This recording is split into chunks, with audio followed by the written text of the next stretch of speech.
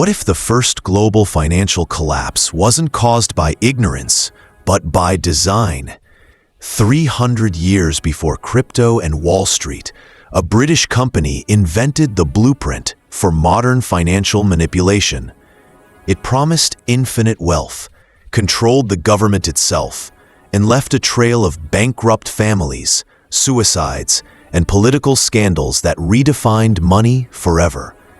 This is the true story of the South Sea Bubble, where power, greed, and trust collided to create the first financial illusion of modern history. In 1710, Britain is emerging from the costly War of the Spanish Succession. National debt certainly about £9 million, an unthinkable sum at the time.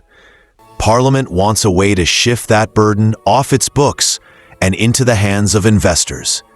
Enter the South Sea Company, a joint stock enterprise that offered to absorb Britain's debt in exchange for a monopoly on trade with Spanish America.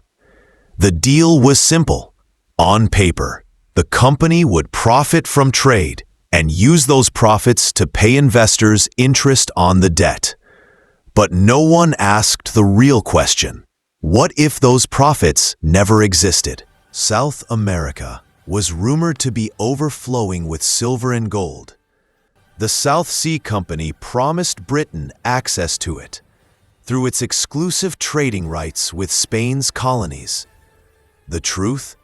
Spain gave them permission for only one ship per year, but the company marketed its future profits as limitless. Pamphlets spoke of oceans of silver and gold beyond imagination. Investors didn't see ledgers, they saw dreams. At the center was John Blunt, a former lottery operator who understood human psychology better than finance. Blunt persuaded the government that his company could manage the national debt and persuaded investors that the government would make them rich. A self-feeding loop. Government needed money, investors wanted profit.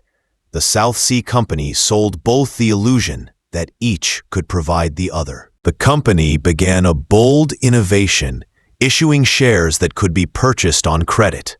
Buy now, pay later. It even loaned money to people to buy its own shares. Demand soared. The price shot from £100 to £1,000 in months. That credit bubble, using borrowed money to inflate its own value, would be repeated for centuries. Sound familiar? FTX, Housing 2008, .com 2000, all echoes of 1720. MPs and lords were quietly granted free shares so they'd support the company in Parliament. Ministers became investors. Regulators became shareholders. Prime Minister Robert Walpole himself was accused of profiting while others fell. The company's directors bribed politicians to push laws in their favor, a fusion of state and speculation unlike anything before. Taverns, coffeehouses, and markets buzzed with rumors of instant wealth. Ordinary people sold houses and farms to buy shares. Servants and aristocrats lined up together outside Exchange Alley. Pamphlets offered shares in fake companies like the Society for Perpetual Motion and the Company to Drain the Red Sea. Everyone wanted in. No one wanted to ask why. Behind the scenes, the company's directors were selling their own shares at the peak. As they cashed out, the public kept buying. Newspapers praised the company as patriotic. But by July 1720, foreign investors began to pull out. The first sign of collapse, and the company tried to prop its stock by buying back its own shares with borrowed money.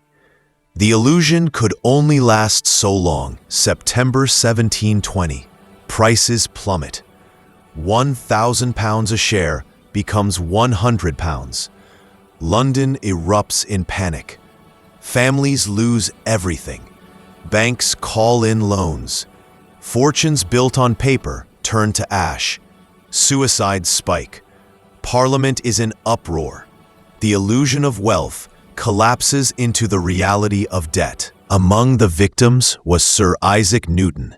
He sold early for a profit, watched the price rise again, and bought back at the top. When it crashed, he lost around £20,000, today approximately $4 million. He famously said, "I can calculate the motions of the heavens, but not the madness of men."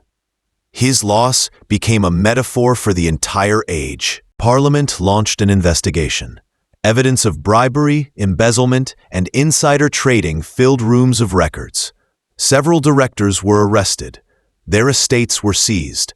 John Blunt's fortune of £183,000 was cut to £5,000. Public rage forced a rethink of financial oversight, the first steps toward modern regulation. Thousands of small investors were ruined. The government redistributed some director wealth to the victims, but confidence was shattered. Britain's markets froze for a generation. Yet the South Sea Company survived on paper, paying debt interest until 1853.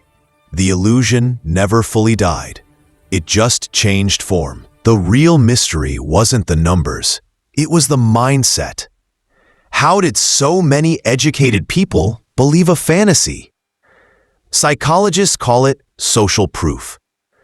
If everyone is getting rich, we assume it must be real. That emotional herd behavior, FOMO in modern language, is timeless. The South Sea Bubble was the first recorded example of mass financial mania fueled by media and politics. The crash reshaped Britain's economy. The Bank of England emerged as a regulator.